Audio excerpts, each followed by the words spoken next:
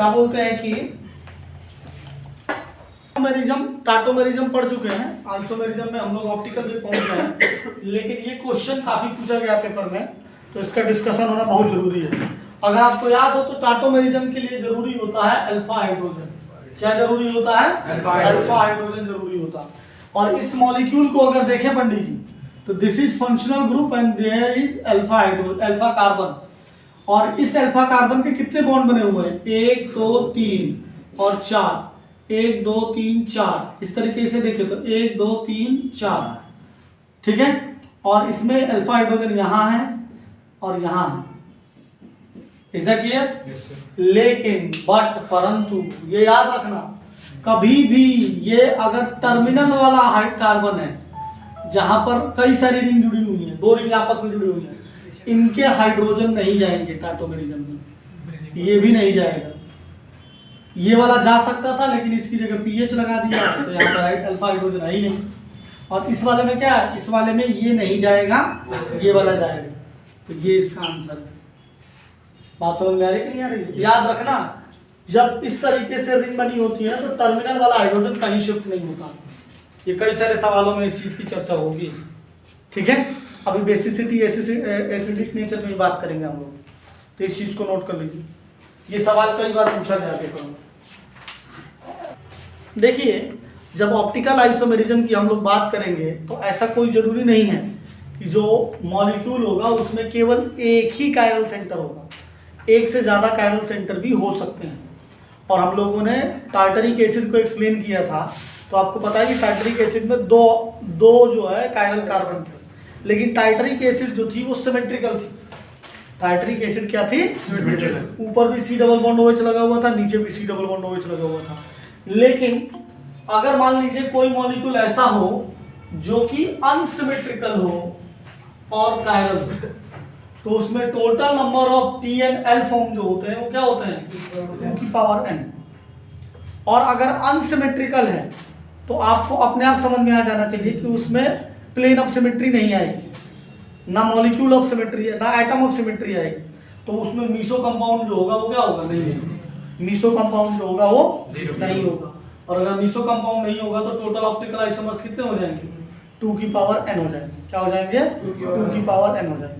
Total optical isomers कितने हो जाएंगे? 2 की पावर n हो जाएंगे। अब देखें, जैसे कि इसको समझने की जरूरत है एग्जांपल से। मान लीजिए ये C डबल बॉन्ड OH दे रखा है, ये Br दे रखा है, ये Br है और ये CH3 है, यहाँ H और H। एक तरीका ये हो सकता है, हाँ या ना बोलो भाई? Br जो है वो ऐसे अल्टरनेट जुड़े हो सकते हैं अपोजिट में। तो एक ये होगा तो इसका एक मिरर इमेज हो जाएगा, और इसका मिरर इमेज क्या हो जाएगा? ये हो जाएगा। This is Br, this is H and this is CH3 and this is H and this is Br. If this is D and then this is L. हाँ या ना बोलो? Yes sir. अब इसके बाद ये भी हो सकता है ना कि ये दोनों Br एक ही साइड लगे हो, जैसा कि नॉर्मली हम लोग करके देखते थे। मान लो यहाँ पर Br लगा हुआ है, यहाँ पर भी Br लगा हुआ है, और यहाँ पर CH3 लगा हुआ है। तो ये मॉलिक्यूल ऑप्टिकली एक्टिव होगा क्योंकि यहाँ पर प्लेन ऑफ सिमेट्री नहीं है। दिख रहा नहीं दिख रहा? क्योंकि ऊपर ग्रुप अलग है, नीचे ग्रुप अलग है। और इसका मिरर इमेज भी नॉन सुपर इम्पोजेबल होगा। इसका मिरर इमेज सुपर इम्पोजेबल नहीं होगा, भले चाहे ये दोनों एक ही साइड लगे हो, भले चाहे ये इराइथ्रो हो। अगर याद हो तुम लोगों को, लास्ट क्लास में बताया था। तुम लोग जो है ना संजय सिंह यानी के भाई हो, तुम लोग 10 मिनट में सब भूल जाते हो। ये Br दोनों इधर आएंगे, क्यों निखिल? क्या सर? बस उनके मैसेज याद रहते हैं। यहाँ आ जाएगा CH3। अब इसे उठाकर जो है जब आप इधर रखोगे तो देखो अपोजिट हो जाना, नहीं हो जाना? yes, तो ये भी D है और ये भी N है। अब यहाँ N क्या है? N जो था वो नंबर ऑफ कायरल कार्बन थे। नंबर ऑफ क्या थे? Chiral carbon. तो यहाँ टोटल कायरल कार्बन कितने हैं? 2 हैं। तो 2 की पावर 2, तो आंसर क्या आ जाएगा? 4। ये 4 मॉलिक्यूल्स हैं। यही तो आप पूछ रहे थे? नोट कर लीजिए। देखिए, जो पहला केस लिया था सिद्धांत हम लोगों ने, तो वो लिया था कि सिमेट्रिकल मॉलिक्यूल नहीं, ठीक है। अब क्या है कि अब सिमेट्रिकल तो हो, मॉलिक्यूल सिमेट्रिकल तो हो, लेकिन इवन नंबर ऑफ कार्बन, कितने हो, इवन नंबर ऑफ कार्बन। और इसका एग्जांपल हम लोग पढ़ चुके हैं। इसका एग्जांपल क्या है, टार्टरिक एसिड। और सबसे ज्यादा पूछा भी जाता है, तो इसको ही ज्यादा डिस्कस करें जिससे आपके दिमाग में बैठ जाए बात। तो टार्टरिक एसिड का फॉर्मूला होता है ये C डबल बॉन्ड OH और OH H HOH और C डबल बॉन्ड OH। तो सबसे पहले फॉर्मूला लगा के निकालते हैं और फिर उसको एक्सप्लेन करके हम लोग क्या करते हैं, जस्टिफाई करने की कोशिश करते हैं। तो जब फॉर्मूला लगाओगे तो total number of DL form, DNL form को A से रिप्रेजेंट किया जा रहा है। तो A इज इक्वल टू कितना है, 2 की पावर n-1, दैट इज 2 की पावर। अब कितने कार्बन है आपके कायरल कार्बन कितने हैं, 1 और 2 हैं, दैट इज 2 - 1 और वो हो जाएगा 2 की पावर 1, दैट इज 2। तो डीएल फॉर्म कितने होंगे, 2 होंगे। अब मीसो कंपाउंड, मीसो कंपाउंड को रिप्रेजेंट किया जा रहा है M से और वो होगा 2 की पावर n/2 - 1।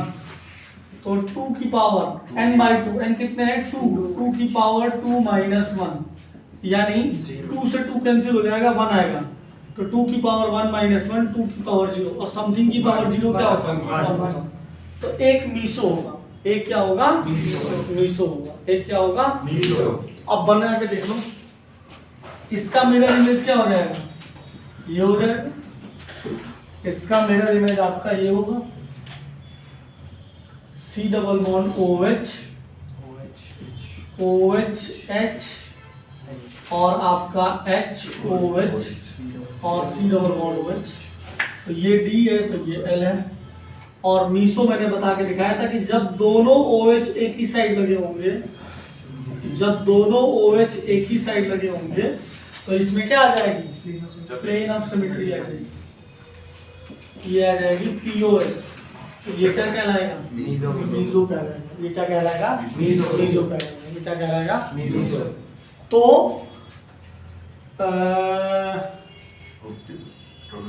देखो आपके DNL फॉर्मूले से भी 2 आ रहे हैं और मीसो से भी क्या आ रहे हैं, 1 आ रहे हैं।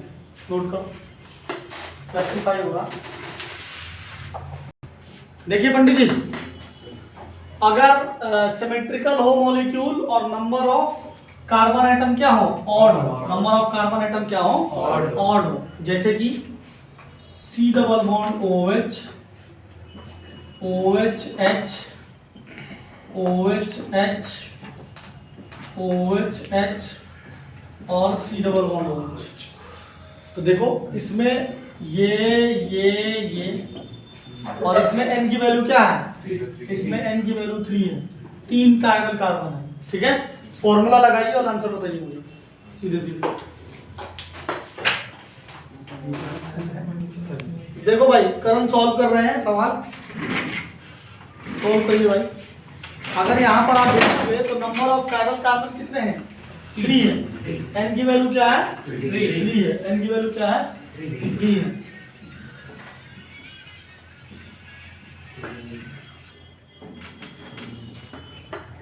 भाई करण सॉल्व कर रहे हैं तो उसे देखिए आप लोग, ठीक है। अरे अब सॉल्व कर दो, ये मत बना के दिखाओ, ज्यादा नहीं हो जाएगा इनके लिए नॉलेज। चलो बना दो। n की वैल्यू 3 है और n की वैल्यू 3 होगी तो फॉर्मूला लगा दीजिए आप, 2 की power n-1 minus n/2 0.5। Formula लगाया गया तो वैल्यू आ गई 2। तो D और L फॉर्म जो होंगे वो 2 होंगे, जो D और L फॉर्म इन्होंने यहाँ बना दिया, ठीक है।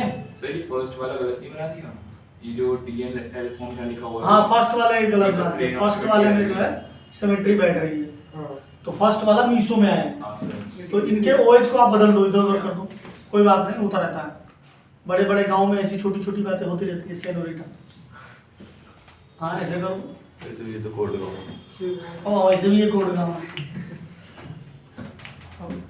अरे आप देखो, आप छोड़ दो इसे, ये बनाओ ना, फॉर्मूला देख लीजिए, फॉर्मूले को अप्लाई करना सीख लीजिए, और उसके बाद घर में बैठ के खुद बनाइए, इतना समय नहीं है, हम लोग नेक्स्ट टॉपिक की तरफ चल रहे हैं, ठीक है। नेक्स्ट सेटिंग डालिए, आ जाओ तुम, नेक्स्ट सेटिंग डालिए, हाँ सब सही है, नेक्स्ट सेटिंग डालिए।